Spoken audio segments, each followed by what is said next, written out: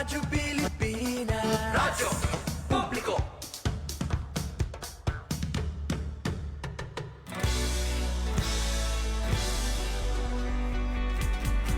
Mahalagang mga balita, napapanahong impormasyon. Kami ang inyong gabay pag may bagyo at sakuna. Serbisyo ng gobyerno kapag may nangangailangan.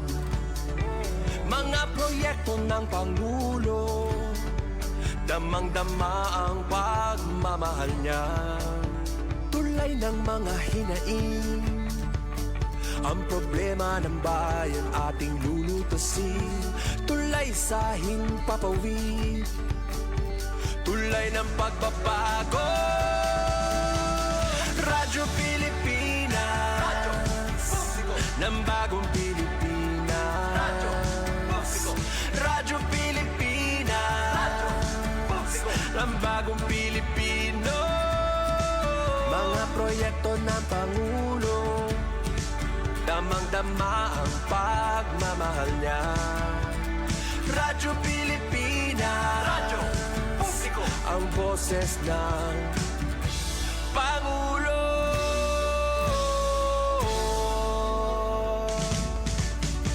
Karamay nyo kami, kahit malayo man kami nakakarating.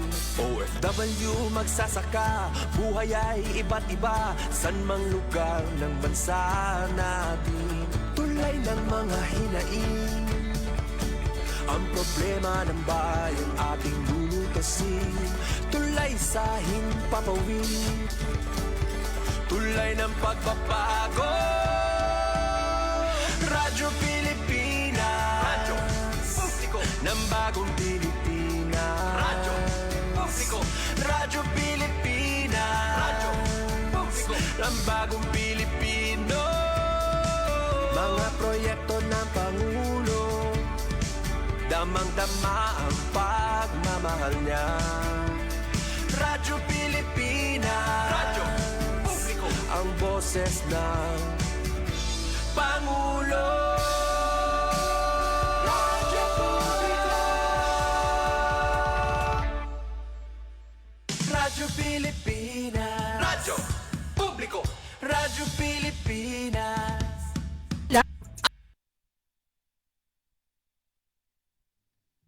Oras natin kasagayan, 2 minutos naglabay sa alas 8. Maupay nga aga Region 8. Welcome din sa natin na programa Good Morning Eastern Visayas.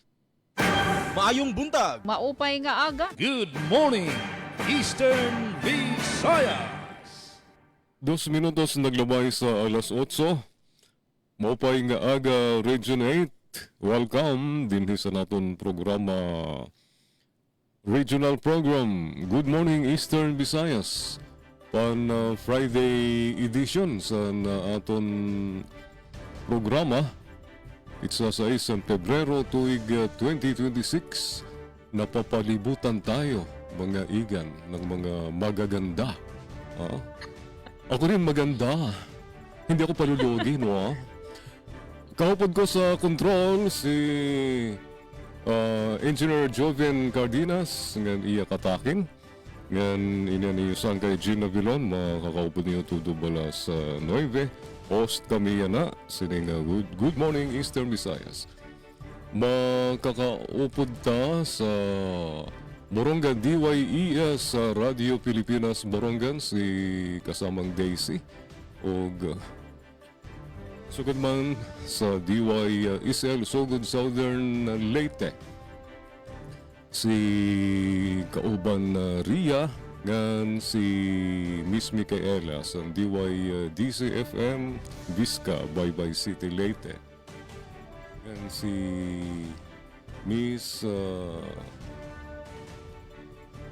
Libaros sa PIA Region 8. Good morning. So, diri kita magkarag. Unahon ta ang Borongan City. Kumusta na kamo dida sa naglabay nga nagtikay rayo ng Bagyo Basyang? Kumusta na kamo? Kaupod Daisy, good morning. morning, Eastern Visayas. Yes, magandang morning. ESM Jean Navilon na Radyo Pilipinas sa Sugod Southern Leyte ang sugad man ato nimo mga kasalagabay. Dida, and we're saying good morning gihapon aton mga oy kasi mabaysay. O balitaw joke lang. Oo, kuan man kami na. The only thorn ko man layan na kasamang Jean. Ito na aton pagkaharampang. So magandang morning kan okay, Sugod Southern Leyte, we have Miss Ria Mikate. Magandang morning hayo dida. Kaupo daton bugos naman nga persa. Iton Radyo Pilipinas Sugod Southern Leyte. Ngan ha Philippine Information Agency. We have bago Miss Steffi, magandang morning. Nga na bugos liwat nga persa hiton PIA Leyte. And DYDC. Magandang morning, Miss Micaela man. Bakit Glody yung nandyan? Okay, Miss Micaela, magandang morning. And sugad man ito natin mga viewers, listeners, itong programa Good Morning Eastern Visayas. Haton pa na biyernes na nga edisyon, thank God. February 6, 2026. So tikang di Radyo Pilipinas Boronga na supervision ito na aman station manager Ate Ruth Rivera Abunda. Nga na sugad man di diha technical. Akon kaupo diha Coach Euphem Buna Jr. nga ni Chief Tech Joey Policarpio. So far, kasamang Jane, ba niton amon panahon, wow, at least nag-improve. Hanay yan ang aga kay kakulop nga adlaw sobra aton kamauran han amon panahon didi to the point nga nagkamay-adahin suspension hadton klase. Didi naman southern part na amon probinsya from Balangkayan nga Hagiwan nga Tubtub Halawaan dara kay Giurani aton amon panahon bisan nga ni didi Borongan naabot kami pero ang suspension hadton klase didi ala hadton na Balangkayan nga to naman Halawaan nga area kay sobra talaga aton buhos na uran dara hini naman nga Bagyo Basya. Ganyan na naman nga aga an aton la nakitaan nga may ada suspension of classes nga nag-anunsyo pinaagin executive order maton local government unit han G1. So waray pahira klase private and public pero aton na trabaho may ada iyan na nga adlaw. So amo to na amon sitwasyon naman didihito na iyan na nga oras. Ngan iba pa nga kabutang amon pagtaga kuryente so far waray ko man na monitor nga nagkamay-adin problema aton linyahan kuryente habot nga hini naman nga bagyo. Pero buwas nga law February 7 may ada nakaschedule in power interruption didiliwat sa southern part iton probinsya, particularly iton barangay San Vicente Kinapundan ngadto na Tubtub naman Halawaan dara nga magkamay-adahin na rehabilitasyon mga dilapidated nga mga kahoy pa nga mga poste kaupo na iton mga cross arm tapos vegetation line clearing nga na pagbaliyohin mga broken insulators. Nga na samtang iton amo naman didingay ang biyahe hakadagatan nagpapabilin pa nga suspendido. Kagagawas lang advisory tikang Philippine Coast Guard. Diri pa pwede aton pagbiyahe hangatanan nga sasakyan aton nga tanan nga sasakyan pandagat at sakop iton probinsya. Kakulob naman bagahit conservative la aton area nga igin limit aton na suspension aton biyahe pero han kakulob nga tanan na nga kadagatan nga sakupan Eastern Samar gin suspender nga dayan na nagpapabilin iton suspension hiton na biyahe.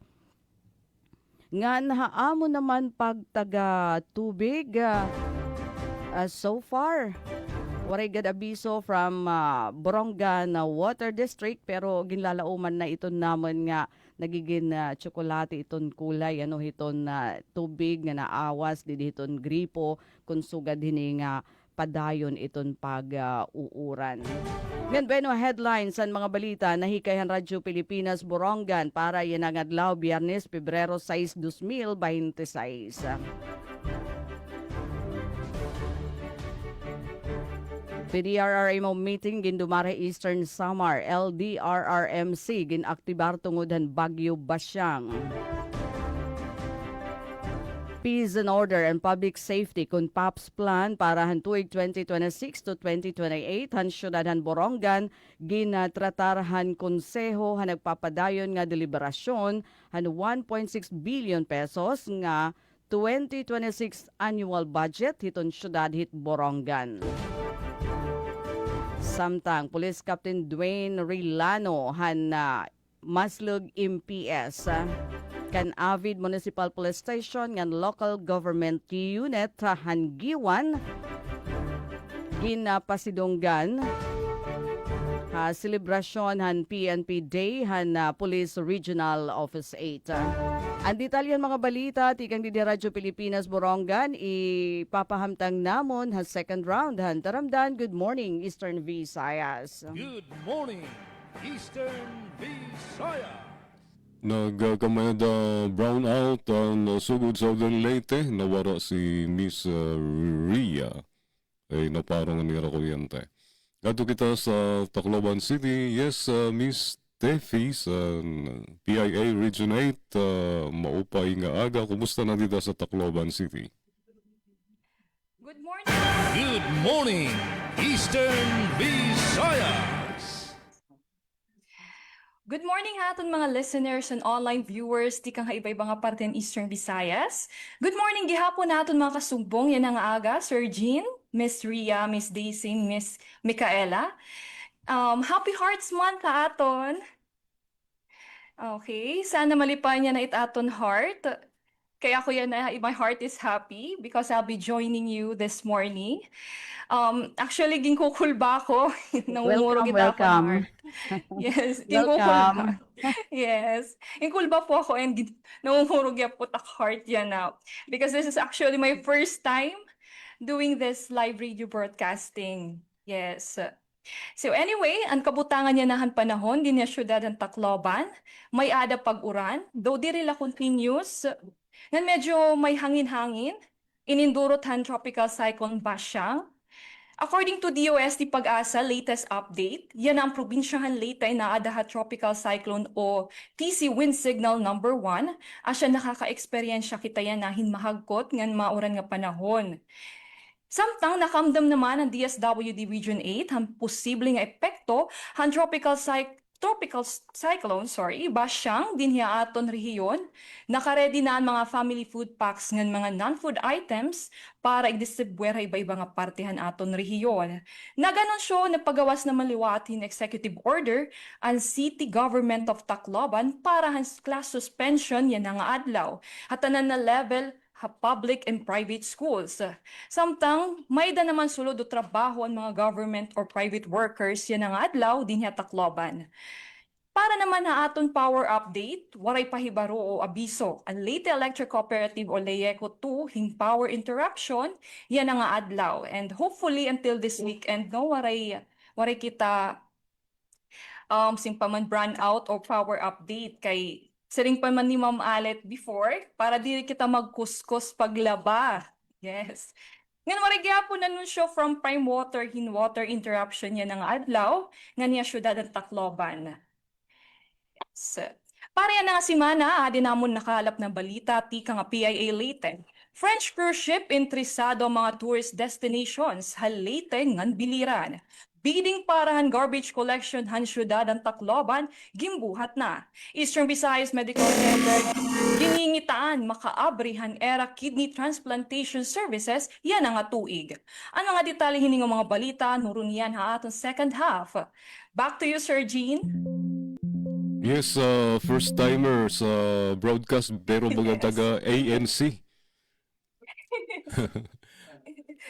Thank you so much, Miss Tefi sa PIA Region 8.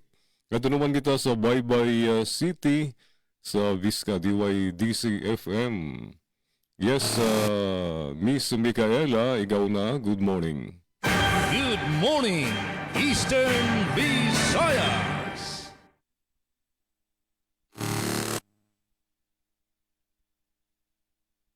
Waray ka audio, Micaela. Okay, so na-mute pala. Good morning Sir Jean and sa ating mga listeners di hadapitan no. Good morning as well to Ma'am Daisy. to Mama Steffi and sa Radyo Pilipinas Sugod. Good morning, maayong buntag, maadjong buntag sa tanan nga nagpaminaw ug nagsubaybay ning atong tulumanawon na Good Morning Eastern Visayas. Mayong buntag, Visayas State University. Mayong buntag, bye-bye sa Leyte. Mayong buntag sa mga nag-watch sa atong Facebook Live. Lang ni atong tulumanon. Oo, Good Morning Eastern Visayas. Mag-uban ang sabkitaning Friday nga edisyon. Adlaw Pebrero 6 sa tuig 2026. Sa ngalan sa mong Station Manager Dr. Cristina Gabrilio, Radio Engineer Sean Villa Gonzalo, kini si Micaela Gongora, ang inyong makauban karong adlaw karong takna diri sa baybay Leyte nga maghatod kaninyo sa mga balita, updates so kalambuan dinhi sa dakbayan. Magsugod ta mga higala sa update sa atong panahon. So sa pagkakaroon wala na tayo na sinati nga grabe nga pagulan, medyo taligsik na lang and medyo mahangin pod no sa atong dapit diri so dapat mga higala maglikay sa mga dapit nga daghag kahoy no, labi na diri sa VSU kay daghan ta og kahoy diri so dili ta magpaduol sa mga kahoy kay medyo mahangin. So the weather is expected nga to be light to moderate nga with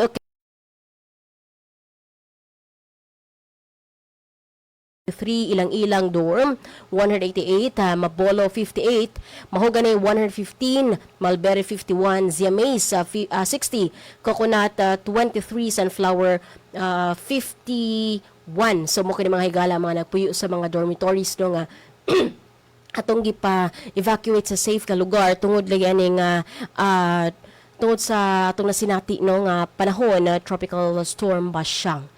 And diri aday sa some parts of Leyte no ana orange warning na diri sa may Bato, Hilongos, Hindang, Inupakan and Matalom. Orange warning meaning to say flooding is threatening labi na sa mga ubos nga lugar. And ingon man landslide sa mga mountainous areas no, so dapat mag-amping mga higala maminaw gyud sa abiso sa atong mga concerned government agencies and authorities no. And gale warning usab diri sa may sa mga eastern Samar and some parts of Leyte. So flooding is possible in low-lying areas and landslides in mountainous areas. So lagi dapat gyud kita mag-amping mga higala and sa makausa pa maminaw sa unsay advisory coming from the authorities. And sa lain pang update sa atong kuryente, liya ko for wala gipagawas nga power interruption apan nagitungod sa atong panahon nga dili kaayo maayo, so mangandam na lang ta, i-charge na lang nato kung unsa ang dapat atong i-charge, cellphone o unsa pa na diha suga para andam in kaso dunay unscheduled power interruption. Sa atong water naman, walay abiso coming from the Baybay City Water District kung ano na by water interruption. Pero lagi kumuulan, apektado usab ang atong supply sa tubig. Magpundog yun og igong limpyo nga tubig sa atong pamilya. Sa peace and order situation, ang atong kapulisan nga dunay gipahigayon nga water level and landslide prone area monitoring in response to or as part of disaster preparedness measures and in response to tropical storm Basyang, kini pangunahan or under the supervision of Police Lieutenant Colonel Dexter Idilio, Chief of Police diri sa Dakbayan sa Baybay, aron na ma-identify no or mapa-evacuate na ang atong mga residente nga naa sa high risk areas no.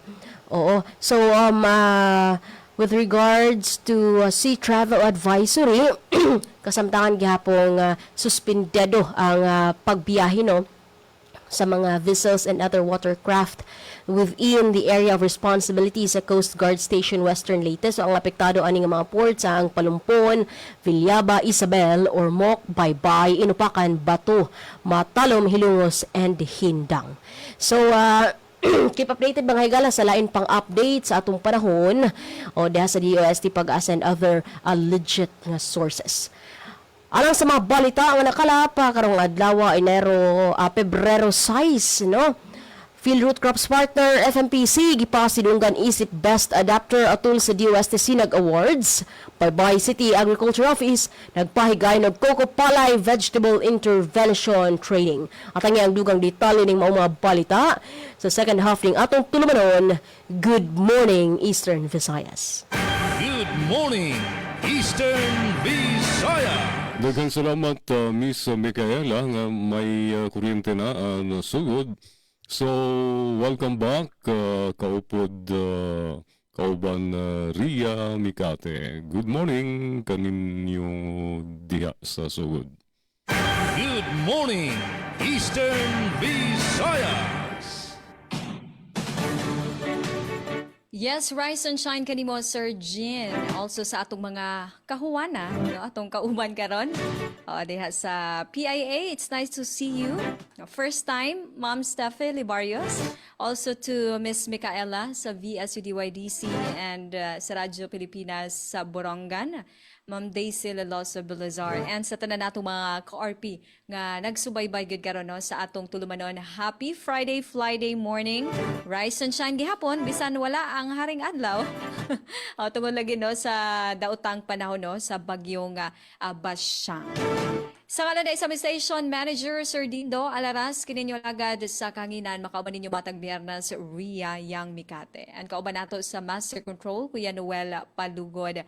Maguban-uban kita no, hangtod alas 9:00 sa buntag. Pasiunang update mga ka-RP, ka-PIA. Announce na to dagan sa atong panahon as expected lain ang atong panahon no, tungod sa bagyong Basyang and Gani karong adlaw no gipasabot gyud sa provincial government diri sa Southern Leyte nga suspendido ang klase and also trabaho sa gobyerno.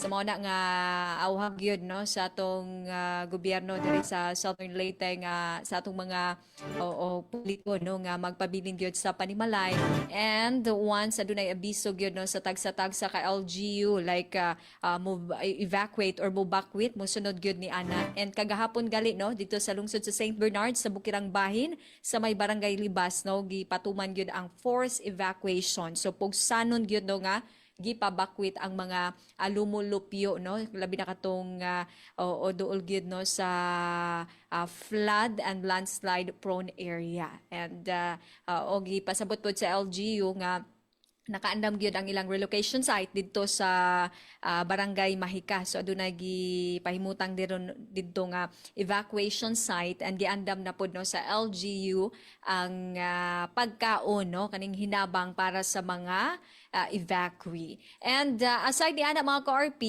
dito po ta sa lungsod sa San Juan. So andunay kapin 30 no ka mga individual ang na-stranded gyud no sa Kabalian Port no, and adunay 11 ka rolling cargo and aduna poy usa no ka barko no kaning pasahiroan gyud no nga barko. But mao gihapon same pod no sa lain nga mga LGU aduna pod sila support no nga gihatag gyud. And aside pod ni ana dito pod sa St. Bernard no kay aduna poy St. Bernard Port man lagi no ka gabi ipod no ang ato pong LGU St. Bernard umihatag yun sila og hot meal no sa mga na-stranded usab nga pasahero. So both kani mga individual no sa na-stranded dito sa Kabalian Port sa San Juan and also sa St. Bernard Port. So ang ilang ruta unta ini padung sa Mindanao. But tungod lagi sa daotang panahon na apektuhan, sumaw na nga natanggong gyud taon sila. Samtang sa dugang update pod nato, power update ta no, timely kay dili pa lang dugay no, kalitagawa kay adunay unscheduled power interruption gyud no na record mga alas 8:05 sa buntag, and na-restore pod siya mga alas 8:11. So we are still waiting no sa update gyud no sa Soleco bahin sa rason sa maong unscheduled power interruption. But then again tungod lagi sa daotang panahon, so expected no nga aduna gyud kalit-kalit no nga pagkapawong sa kuryente. Mao po na nga nanginaot gyud pod no ang Soleco sa pagsabot sa mga konsumidores labi na sa panahon sa daotang panahon. And unahon sa nato kaning unscheduled power interruption no kaganihang kadlawon pod ni mga 4:13 in the morning, then apektado gyud dito sa may Kumbado dool sa City Hardware, Tupananawan, Mason City. Apil na ang mga kasikbit pod ng mga barangay tungod sa na-record yung 3 o na tumbahan gyud ang three-phase line dito sa may barangay Badyang, Maasin City. And gipaygayon pud sa maintenance crew no ang clearing operation, repair and at the same time restoration work. And kagabi pod no doon na po ang scheduled power interruption mga alas 9:48 gyud no. Kadto siya gipasabot sa Soleco nga NGCP unscheduled power interruption. Then affected area from Kanumay, Wangon, Malitbog to entire Sugod Bay, Panaon and Pacific areas gyud no sa Southern Leyte. Padung na usab dito sa Kikilo, Abuyog, Leyte tungod sa sustained line fault. So mao to ang rason kagabi. So halos tanan no nga gi serbisyohan gyud no sa Soleco mga ka-RP ang apektado. Okay? And then aduna po'y naka-schedule nga power interruption.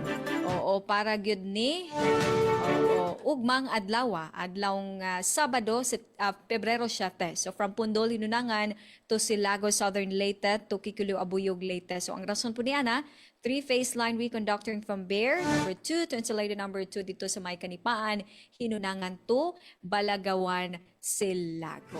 Okay, and aside po ni Ana, karong adlaw di ay singit lang nato no kay aduna po naka-schedule nga power interruption all day from 8 a.m. to 5 p.m. dito sa Barangay Manigaong, no? Mountain Barangay ni siya sa lungsod sa Nahawan. So ang rason po niya na single phase line reconducting from Bear to insulated number 2 dito sa Naasoy nga barangay. And since adunay daotang panahon no gipahinumduman gyud pod no sa Soleco ang mga miyembro konsumidores no sa pagsunod gyud no sa electricity safety tips. So kaning pag-charge og device daan no ka expected lagi ni kaning mga unscheduled power interruption i-unplug pod ang mga electronics no labi na kung dili gamiton to prevent damage from power surges, and then magamit og flashlight, avoid water no, stay away from electrical outlets and appliances if water enters your home, and then ibutang pod sa safe nga place ang genset sa atong mga miyembro konsumidores and stay away from falling power lines. Okay, so mao na ang atong power update, samtang water update ta.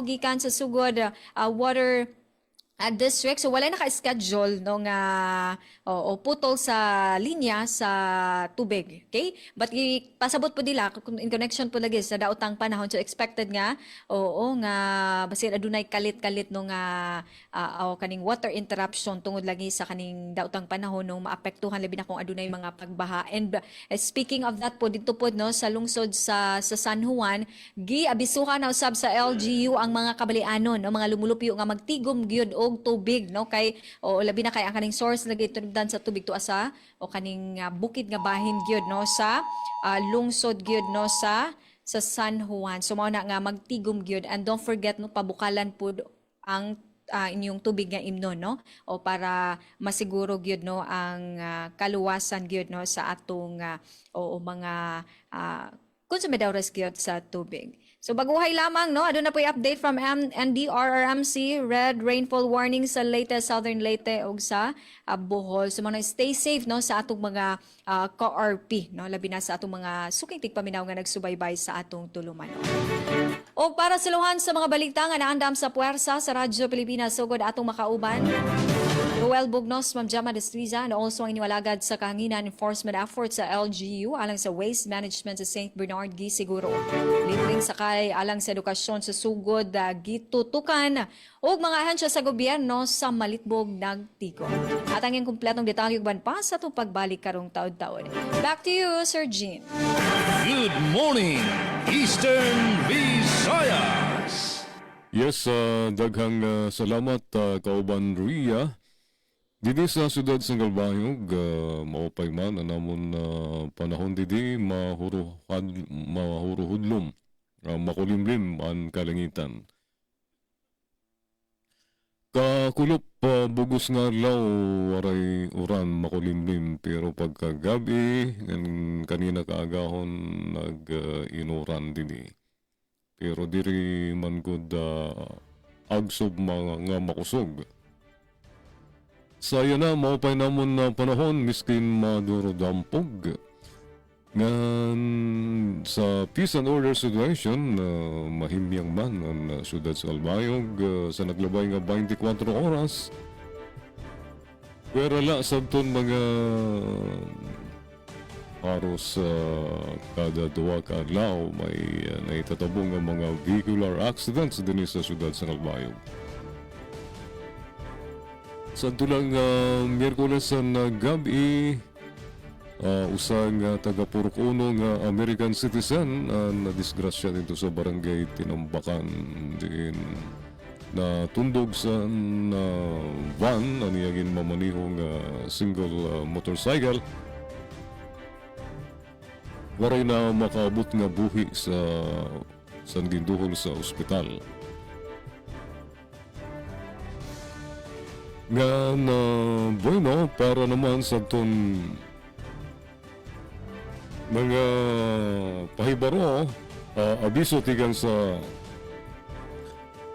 kitaon ka dito sa FB page sa Calbayog Water, waray abiso ang Calbayog Water, waray pagparong sa awasan gripo. Doro diretso na serbisyo sa tubig sa Calbayog Water Company Incorporated.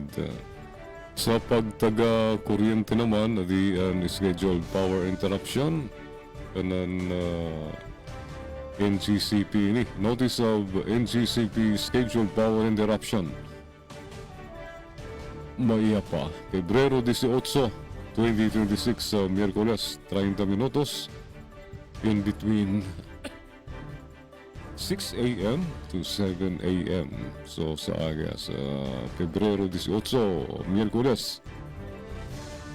Ayaw kami nga hipausa nga may 30 minutos nga pagparong sa kuryente, tikang alas 6 sa naga, ganito alas 7 sa naga.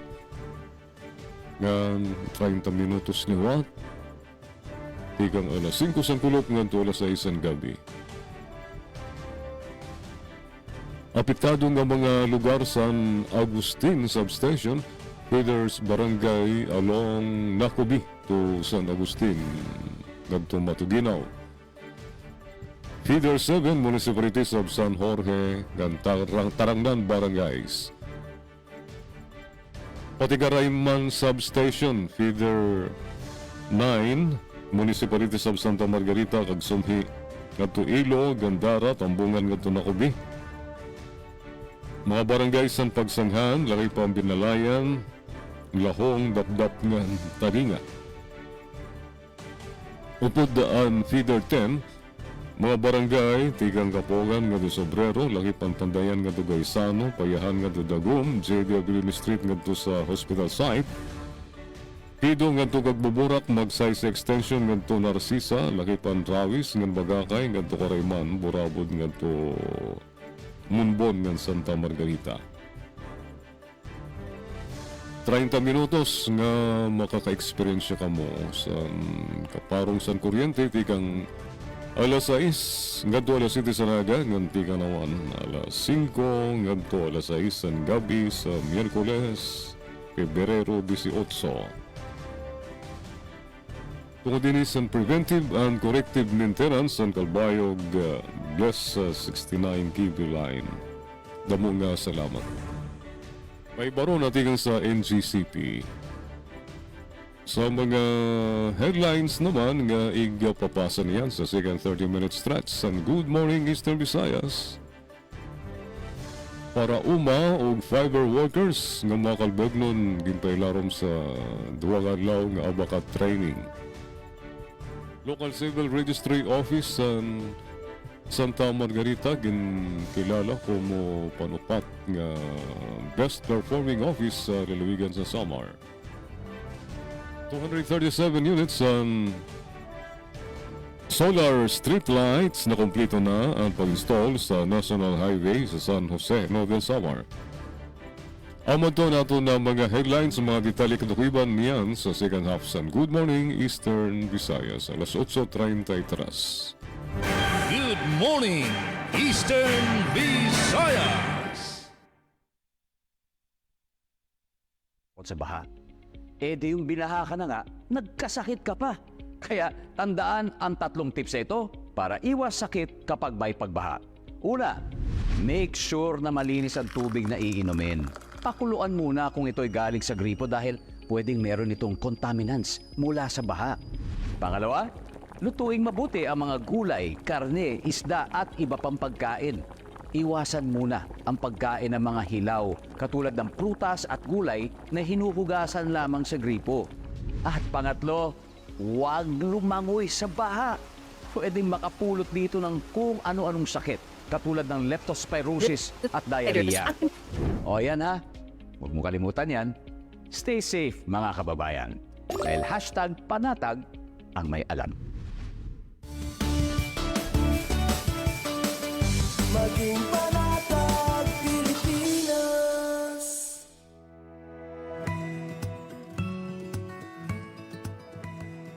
Sa isang bagong Pilipinas, hindi dapat makamba ang pamilyang Pilipino sa mga bayarin sa ospital. Kaya naman sa Zero Billing Policy, libre ang inyong paggamot sa lahat ng mga Department of Health hospitals. Mapa-inpatient, outpatient, o emergency services. Isama na rin ang mga mamahaling gamot, lab tests, therapy, at marami pang iba. Libre ang inyong paggamot.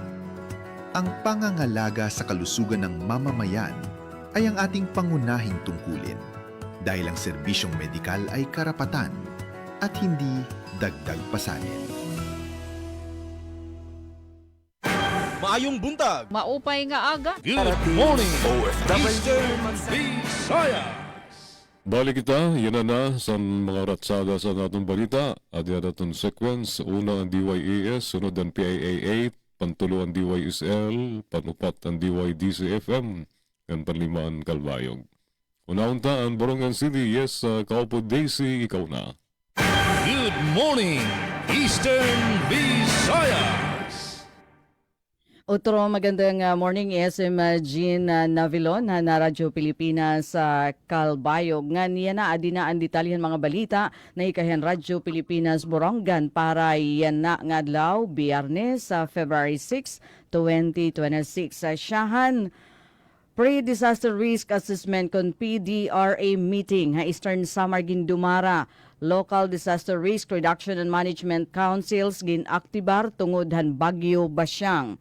Ang detalyihan report ikang Kanpen Pumida. Radyo Pilipinas report. Tungod pag-isahahan Tropical Cyclone Wind Sigla No. 1, hasur nga dapitan probinsya ni Eastern Samar darahan Bagyo Basyang, nagdumarahin pre-disaster risk assessment meeting ang PDRRMC Pebrero 5 agud masiguro ang kaandaman ngan koordinado nga pagborbligan mga ahensya hapagresponde ha posible nga epektohan bagyo. Ginpangunahan ang meeting ni Engineer Thomas Campomanes, hepe han PDRRMO ngan Provincial Administrator Nelson Cortez.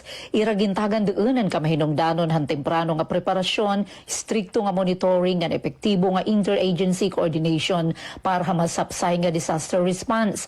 Ginmanduanan nga tanan nga local DRRM councils nga i-activate ang ira emergency operation centers, lakip ang barangay DRRM council, agud masiguro ang presensya han mga panguna nga response teams, padayon nga koordinasyon ha lokal nga pangobyernohan, ngan padayon nga pagmonitor ngan pagreport han bisan ano nga insidente. Iginhayag liwatan ka importantehan pagpatuman han preemptive evacuation ha mga lugar nga may hitaas nga risgo ngan ang mahugot nga pagsunod ha mga disaster preparedness protocols ha ilarumhan operation listo. Iginpadayon han Philippine Coast Guard Station Eastern Samar ang temporary nga suspensyon han biyahe para nga tanan nga klase hinsakayan pandagat ngan watercraft.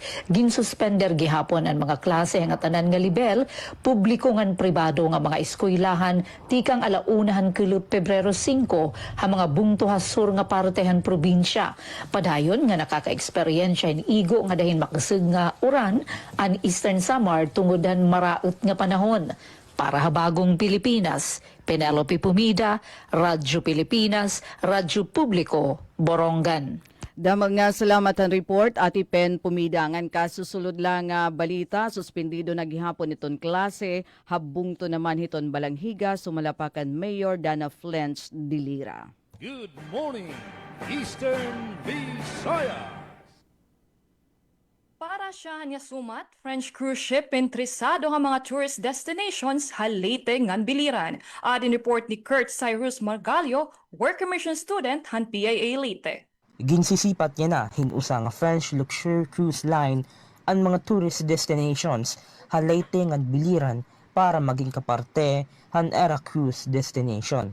Ginbisita han kumpanya dipunan ang mga tourist attractions han Baybay City, Kalanggaman Island han Palumpon, Leyte, Higatangan Island han Naval, Biliran ngan Maripipi Island han Maripipi Biliran. Ini nga mga lugar ngan isla in mga panguna nga mga tourist destination din nga sinirangan Visayas. Nagigisumpayan ang mga senior representatives han nasabi ang cruise line ha Department of Tourism Region 8 ngan ha mga LGU nga ginsisipat para hay nga mga pagbisita hin mga langyawanon nga turista. Sumula ha report han DOT, didapahan 2018 nakaagaw hinatensyon ini nga mga lugar hini nga mga cruise line sanglit era gipabalik panginano agud pa man mahilakip ha era cruise package. Tikang ha Philippine Information Agency Leyte, ini Kurt Cyrus Margalio, work immersion student han Leyte National High School.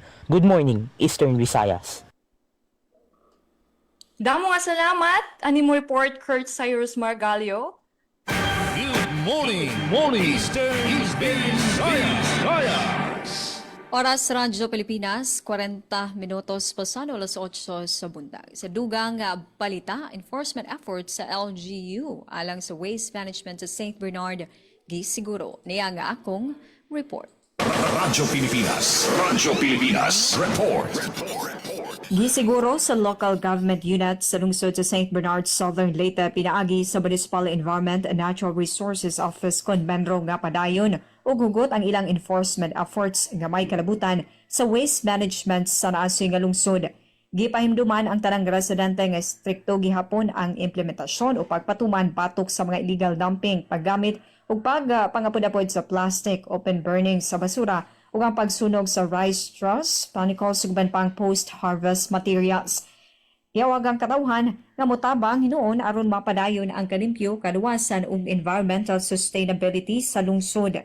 Matod sa Menro, importante ang kooperasyon sa tanan aron matukod ang mas himsog ug limpyo nga komunidad alang sa matag usa. Balita gikan sa lungsod sa St. Bernard. Para sa Bagong Pilipinas, Ria Mikati, Radyo Pilipinas, Radyo Publiko. Oras Radyo Pilipinas, 41 minutos pasado alas 8 sa buntag. Good morning, Eastern Visayas. Samtang alang sa mga balita ang nakalap diri sa VSU DYDC FM, Field Root Crop sa partner FMPC gipasidunggan isip Best Adapter atol sa DOST Sinag Awards. Ani ang detalye sa akong report.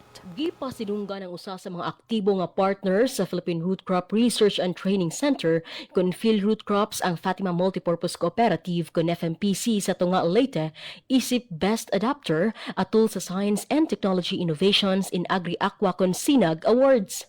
Ang maong pasidungog nagpasabot sa talagsaong kalampusan sa FMPC sa commercialization ug pagpalapad sa cassava-based nga teknolohiya ug mga practice sa sektor sa agribusiness sa tibuok nasod. Ang maong kalampusan resulta sa dugay na ang kolaborasyon sa FMPC, Visayas State University ug Field Root Crops ilabi na sa pag-adapt sa NSIC recommended root crop varieties, standardized ka mga pamaagi sa produksyon ug value-added food processing sulod sa usa ka inclusive agro-enterprise development framework. Kahinumduman nga ni atong tuig 2012 ang FMPC usa ka cassava feed assembler nga nagsupply sa San Miguel Foods Incorporated ug diin ang Field Root Crops nagapadangat og technical nga suporta pinaagi sa Arms to Farms program sa Armed Forces of the Philippines.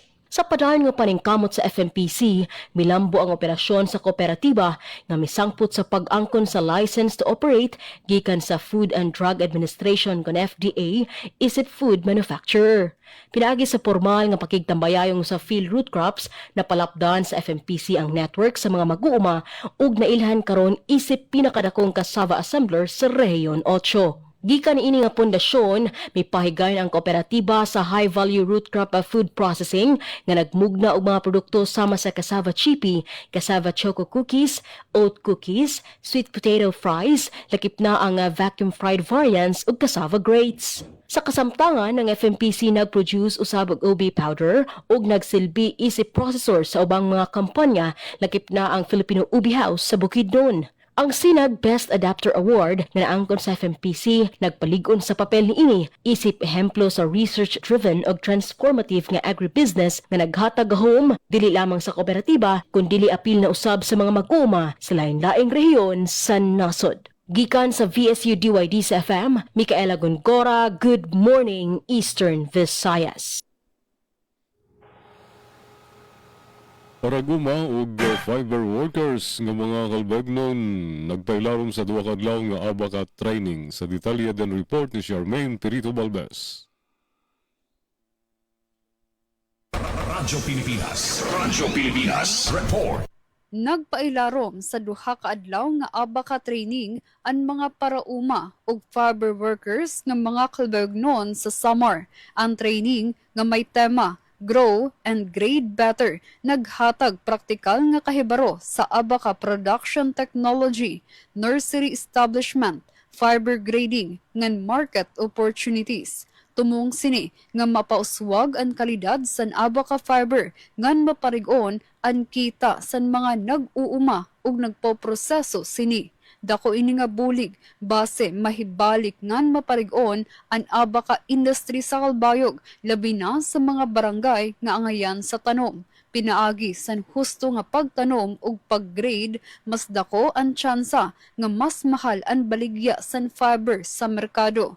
Ginlalauman nga ang kahibaro nga nakuha san mga partisipante magdudurot sin malungtaron nga panginabuhian ngan mas marig-on nga agrikultura para sa kalbayognon nga komunidad. Para sa Bagong Pilipinas, Charmaine Perito Balbas, Radyo Pilipinas, Radyo Publiko, Kalbayog.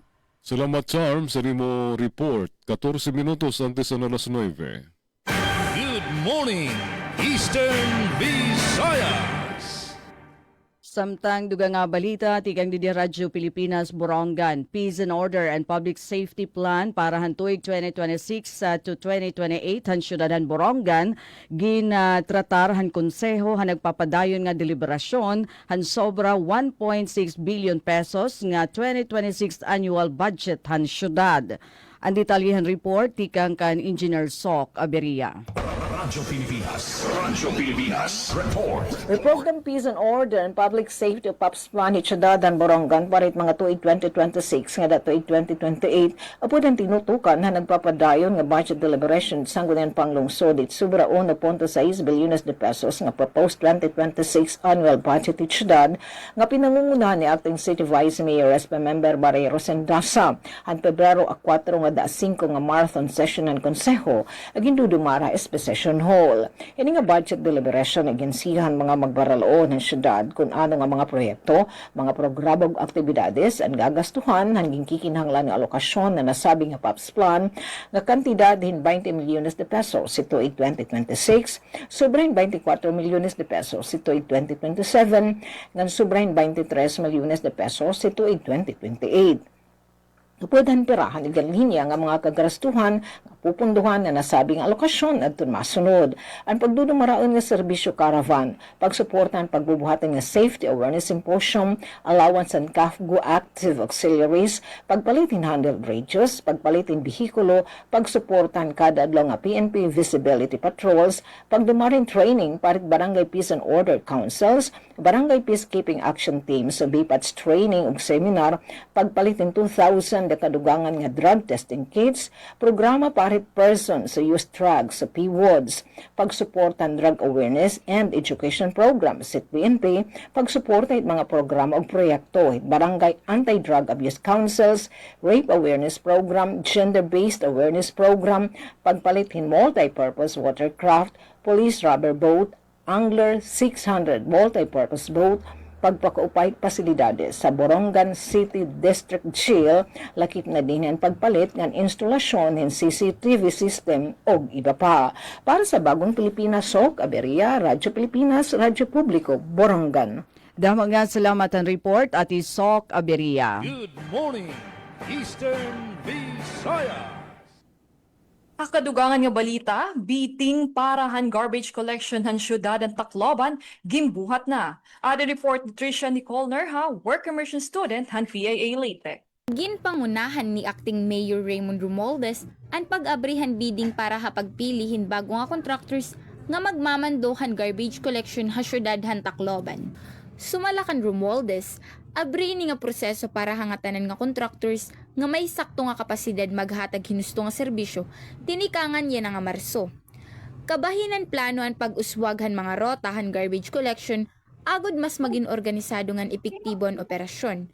Masihigpitan gihapon ang pagmonitor ang mga lugar nga permi ginihimo nga labuganin basura, sugada may kaibaan, ngan Paraiso San Jose, kundi nan mga autoridad, inandam magpatumanin citation ticket, parahan mga magtalapas han balaod.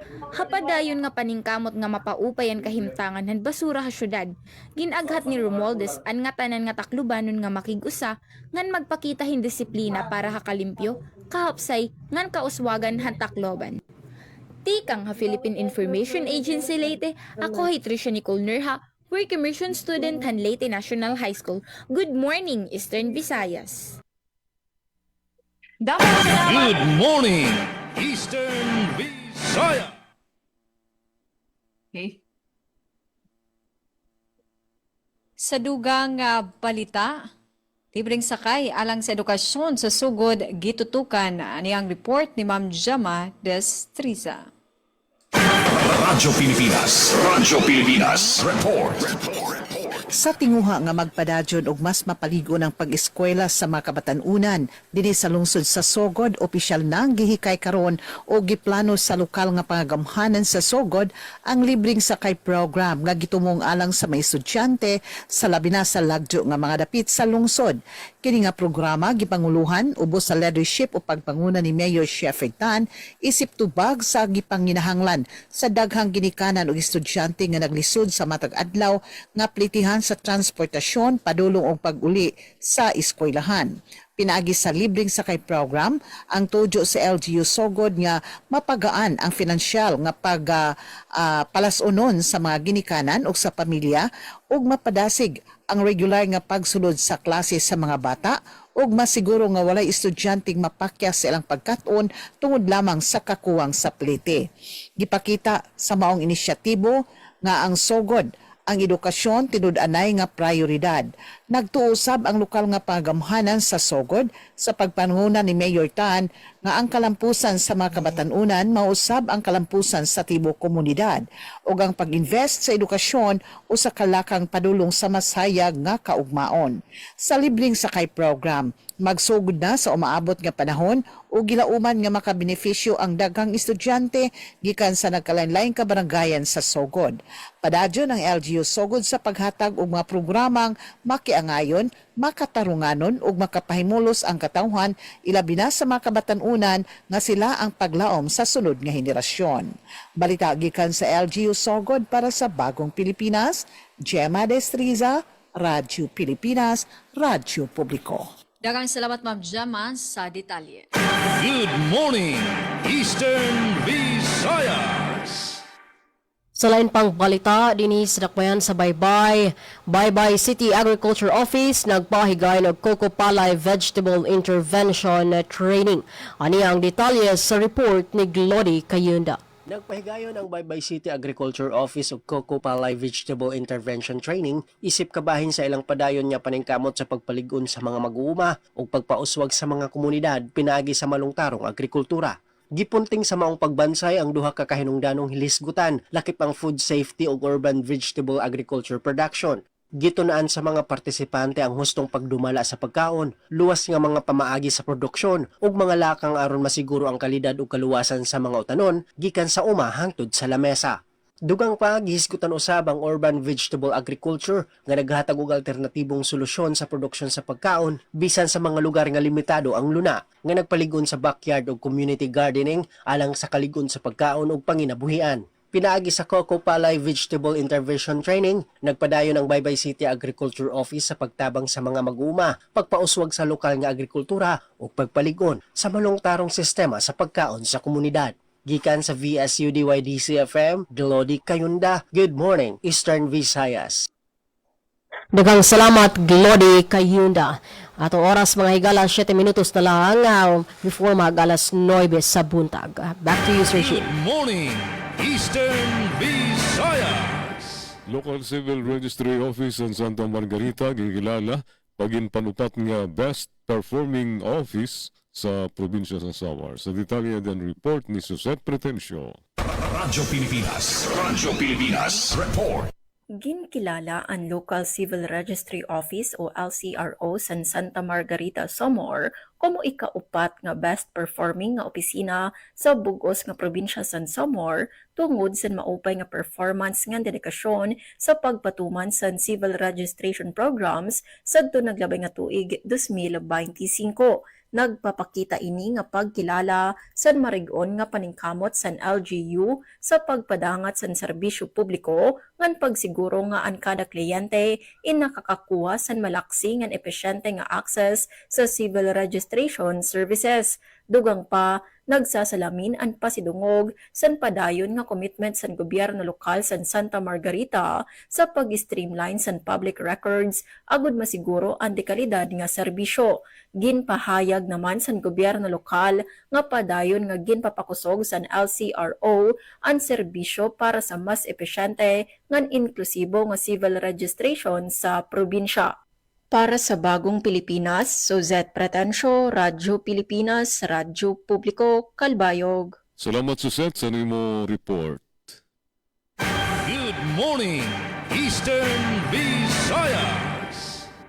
Kasamang Jean, mga kasangkayan, mananamilit nala kamihan na partisipasyon ng Radyo Pilipinas Borongan para atin taramdan na Good Morning Eastern Visayas para yan na nga biyernes nga adlaw, February 6. So hangaran hito na amon station manager at Ruth Rivera Abunda, akon managing kaupo didi, Engineer Sok Aberia, at Ipen Pumida, Technical Chief Tech Joy Policarpio, and Coach Eufem Buna Jr. Ini Daisy Lalosa Bilizar na sa ring damo nga salamat nga na maupay nga aga haaton nga tanan.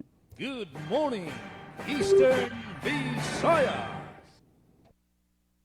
Amo aton kabugusan ng aton mga balita tikang Lidia Probinsya Leyte ngan syudad ng Tacloban. Dako nga salamat ha aton mga naging news contributors. Yan nga edisyon. Hangaran ng amon Regional Head kan Sir Regan Arinto. Ako naman, Steffi Liborios, nagsisiring Good Morning Eastern Visayas. Good morning, Eastern Visayas. Ubakat to ang pipila sa mga balita usab nga naandam sa puwersa sa Radyo Pilipinas Suwod. Sa ngalan sa may station manager, Sir Dindo Alaras, kiniwalagad sa kanginan Ria Yang Mikati, and also kauban nato sa Master Control Kuya Noel Palugod, and ang ato usab mga nakauban nagatod sa mga balita o para karong adlaw nga Biyernes. Sana atong kauban nga si Mama Jama Destriza and also Ruel Bugnos. Daghang salamat, rise and shine, and God bless Pilipinas. Good morning, Eastern Visayas. Yes, wala na igong oras. Manamilit no sabang. Nang salamat mga higalas yung pagpaminaw. Sa kanan sa mong station manager Dr. Cristina Gabrilio, radio engineer Chandlia Gonzalo, kini si Micaela Gongora, ang inyong kauban karong Friday nga edisyon, dito ning atong tulumanon. Good morning, Eastern Visayas. Good morning, Eastern Visayas. Daghang salamat sa inyong participation. Tikang sa Borongan City, si kasamang Daisy. Si Miss Tiffy sa PIA 8 Tacloban City. Ngan sa DYSL Sugod si Miss Ria Mikate. Ngan sa DYDC-FM si Miss Micaela. Daghang salamat sa iyo participation. Ngayon, sa ngaran, sa nakaupod ko sa kontrol, Engineer Joven Cardenas, ug katakin, ini yan iyo surugon sa ganginan, Jean Navilon, nagpapasalamat sa niyo pamati. Good morning, Eastern Visayas. Good morning, Eastern Visayas. Magandang araw, si Ding Dong Dantes po ito. Tuwing tag-ulan, kalaban ng mga commuters ang baha. Hassle kasi, papasok ka pa lang sa opisina, basang-basa ka na. At kung pauwi naman, hirap na nga pumara ng sasakyan, minsan, stranded pa. Ano bang buhay to? Kaya naman, simple reminders lang mga kababayang commuters. Una, makibalita sa Pag-asa kung babahain ang lugar na dadaanan mo. Pwedeng sa TV, radyo o social media. Pangalawa, magbaon ng payong at kapote. Make sure din na fully charged ang phone mo para makapag-update ka kay crush kung nasaan ka na. And lastly, kung hindi naman mahalagang lakad o malapit sa bahaing lugar ang pupuntahan, stay at home na lang muna. Cuddle weather din naman kasi. Ha? Kaya ingat-ingat sa baha mga kababayan dahil #panatag ang may alam. Maging panatag Pilipinas. Ito ang Presidential Broadcast Service. Radyo Pilipinas. Radyo Publiko ng Bagong Pilipinas para sa Bagong Pilipino. Naghahatid ng mahahalagang balita at impormasyon na guugnay ng pamahalaan sa sambayanan. Tulay sa himpapawid ng serbisyo publiko. Radyo Pilipinas. Radyo Publiko. Ang boses ng Pangulo. Sa Kalbayog, 882 AM. Radyo Pilipinas. Radyo Publiko. Itinakdang weather parameters ang kondisyon. Ayon kay Abra Representative J.B. Benos, kailangan ng baguhin ang mabagal at magastos na tradisyonal na crop insurance dahil ang pagkaantala ng bayad ay nakakaapekto sa kabuhayan ng mga magsasaka at seguridad sa pagkain. Para sa Bagong Pilipinas, Kathleen Forbes, Radyo Pilipinas, Radyo Publiko. Bilang ng mga pantalang apektado ng bagyong Basyang, pumalo na sa halos 100 si Lawrence Tanhoco sa kaniyang report.